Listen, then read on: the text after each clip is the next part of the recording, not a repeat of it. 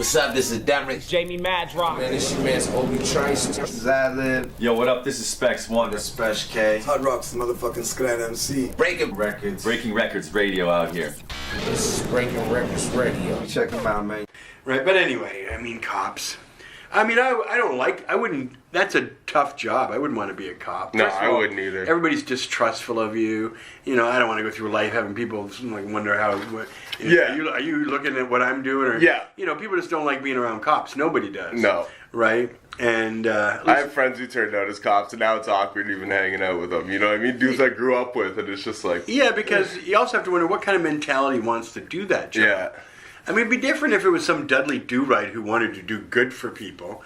But we all know that cops are kind of bad dudes at times. Not all of them. And I don't know if Canadian cops fit this mold, but every day at least 25 new news items comes up about cop malfeasance, violence, brutality, and the shocking amount of shit they get away with without having to be punished. It's disgusting. Right, yeah, it's appalling. And the number of people they kill or tase and stuff, right? Yeah. And in Canada we have about 70,000 cops, and in the United States about 800,000, right?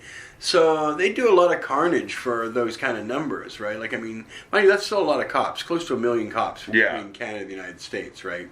So 1 million cops is a lot. Yeah, and if you highlight every story, then it seems like... But we need those cops only because we've got so many bad laws. Get rid of the prostitution, gambling, money laundering, drugs, and so many other... You can cut the number of cops in half. Yeah. Which is one of the reasons why this drug war never goes away. Yeah. It's such a bread and butter issue for cops. Well, and that's one thing I was curious of, too, was that, like, with your stance on marijuana and stuff, what is your stance on, like, the prohibition of drugs, everything? Yeah, like... But, I mean, there's... First of all... The worse a drug is, the more you should legalize it. Yeah. At the bottom, if we kept one drug criminal, I would say keep cannabis illegal. Yeah. Because that way the government will stay out of it. Yeah. Because our culture thrived when we were being persecuted. Yeah. Right? And persecution is good to build up loyalty and a sense of united purpose. Our culture thrived after 50 years of prohibition. There's millions and millions of us, despite it was being illegal. Yeah. We're making good money growing, selling. Everyone's happy. There's a lot of great weed. Canada has an incredible reputation. So for me, I would prefer to see all the other bad drugs legal. Yeah. And there's a reason for that. And then make our drug illegal again. Go back to the old days when it was way better for everybody. Yeah. And the reason being is once you legalize something, government will write you rules.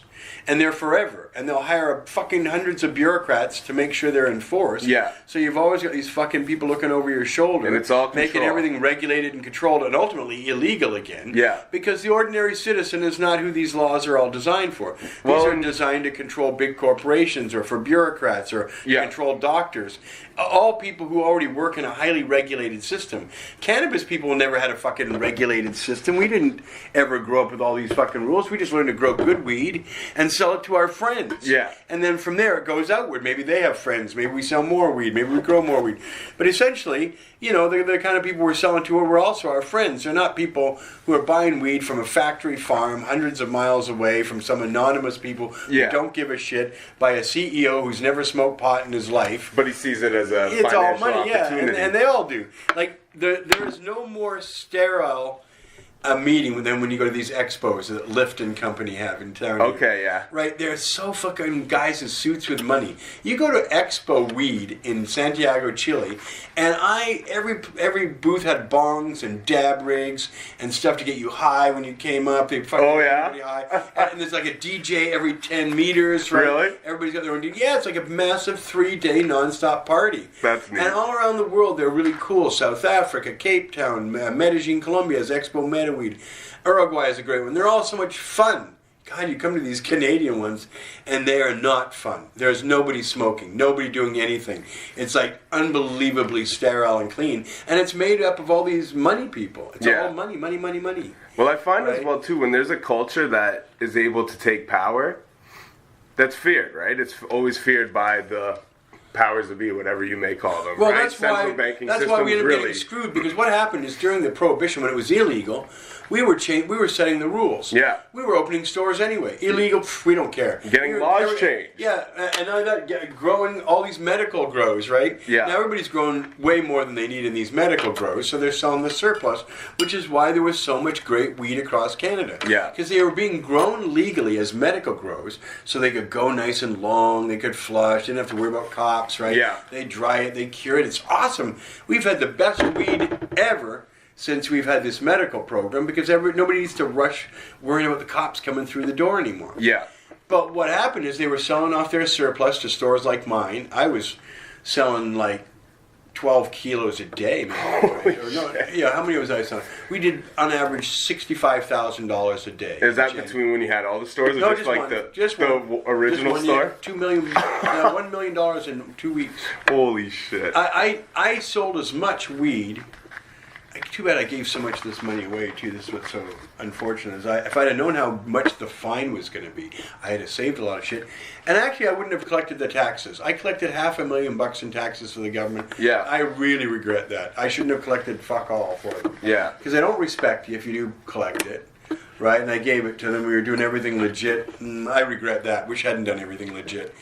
Either not collect it. Because I did collect it, I felt obligated to give it to the government. Yeah. I mean, somebody said, why don't you just keep it? Well, then I steal from my customers, really. Yeah. Because they didn't give me that money, so And I then- could put it in my pocket. And then you're technically doing something else illegal. Oh, no, which that's can definitely be- theft because, Yeah. I collected it on behalf of the government, which is what you do. Yeah. So I felt obviously obligated to give it to them, but I regretted collecting it.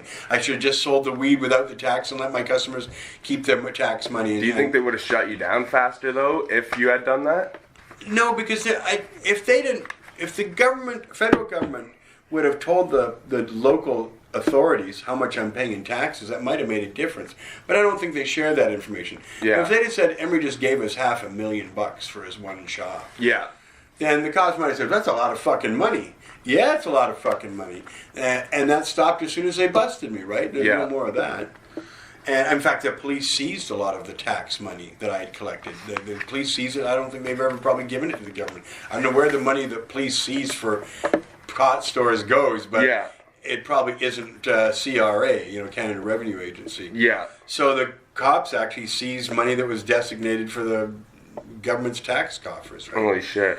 Anyway, so yeah, I did learn a few things. Maybe it'll work out okay anyway. I know the government is chasing after people for taxes they didn't collect and stuff, so I haven't been getting any of those because I did pay them. Because so you paid it, yeah. Maybe that's okay. Yo, what's up? It's your man, MLNY, Maloney, Breaking Records Radio. You know what it is. I'm just here to tell you guys right now that if any of my smokers out there, basically, any of my Canadian smokers, now that it's legal, what you got to do is you got to head over to thccollection.com and check them out. And make sure you use the promo code HIPHOP. That's HIPHOP. And that's all capital letters. Save 10% on every purchase that you make. Anytime. They got everything. They got deals every single day of the week, which include like free whatever with whatever you buy. And my favorite is Tulip Tuesday. You can get $100 ounces. And that's only on Tuesdays, and you save 10% on every purchase with the promo code HIPHOP, all caps. That's HIPHOP. So make sure you go over there, check them out. That's thccollection.com for all your good medical needs, for all your good greenery, your extracts, and all that good stuff.